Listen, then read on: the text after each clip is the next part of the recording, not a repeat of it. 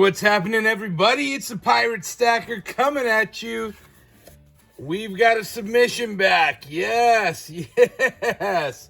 Very cool, very exciting.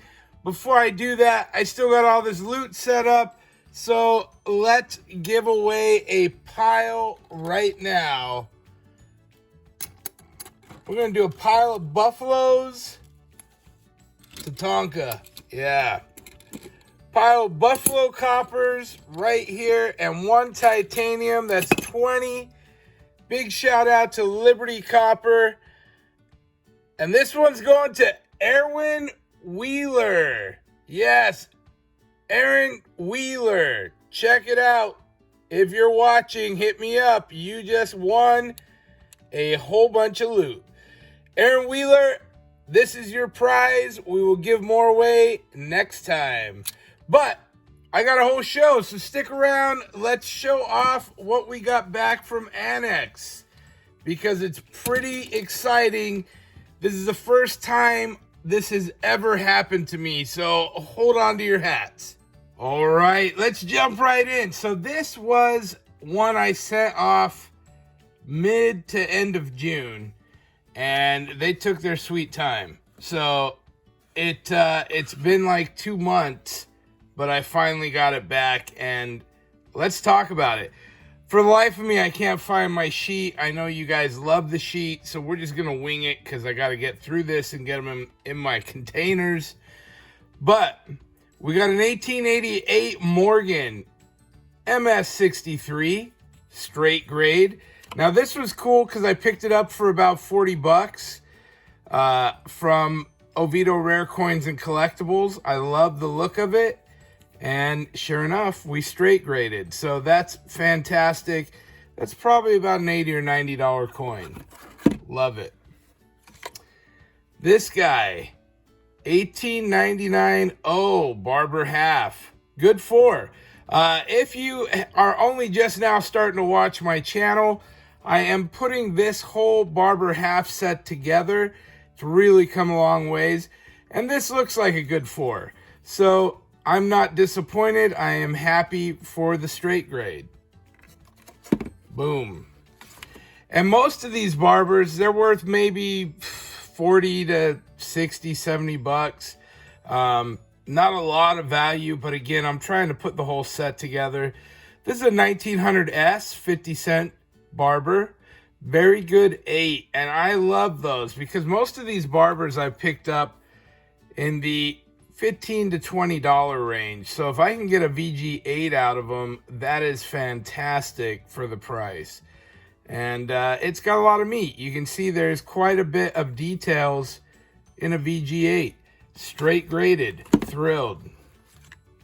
Next up, we got a good 1903 barber half here. And, you know, you can tell from the last one we looked at, a little more worn, a little less detail. And same thing on the back. But, you know, still a great coin. We see a little bit of wear on that bottom right side. And again, for the money, it's a nice piece in my collection. Next up, 19040 50-cent VG8. Another VG8. And I love seeing the VG8s. Now, it gets real easy.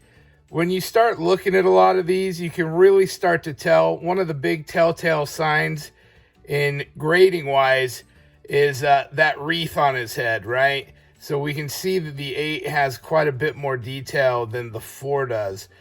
The other big thing is when you look on the reverse, you can see we're into the rim here. It gets worn into the rim. That's always going to be a 4. You know, once it wears that badly. You can see the 8 still has the rim and denticles. So there is a quite a bit of difference there. Also, you can see that it still has some wing details where the 4 barely has any wing or shield details. So that's the difference between your 4s and your 8s. So I'm always thrilled to get a straight grade 8. That's a good coin. Next up, we got a 1906 50-cent AG3. Now, a little lower than I normally like to have. I'd love to have seen that be a 4, but you can see even the difference between the 3 and the 4. The 3 shows much more wear. So, truthfully, it's a example of the coin. It's not a great example of the coin, but it fills my spot for now. Next up, 1911, we got a VG8. This is a good coin. This is a good year. This one's probably worth a little more money. And being in VG8 condition, look at that. Looks good. Looks good. A lot of meat. Good looking coin. Happy to get another straight grade. Have you noticed anything? Have you noticed anything yet? Pirates got a lot of straight grades, right?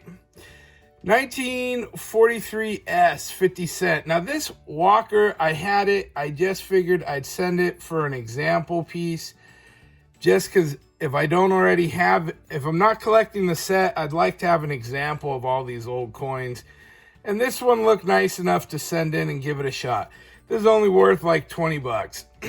But it's an EF 45. Extra fine 45, and you know what, that's actually better than I was anticipating, so I don't feel bad about that one bit.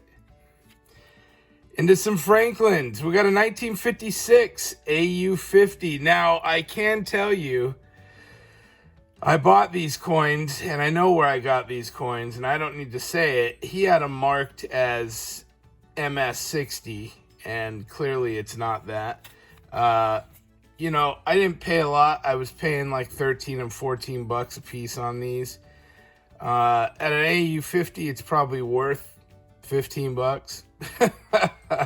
So you got to make sure you look with your own eye. Obviously, you know, the stores tend to mark them up a little higher than they're worth.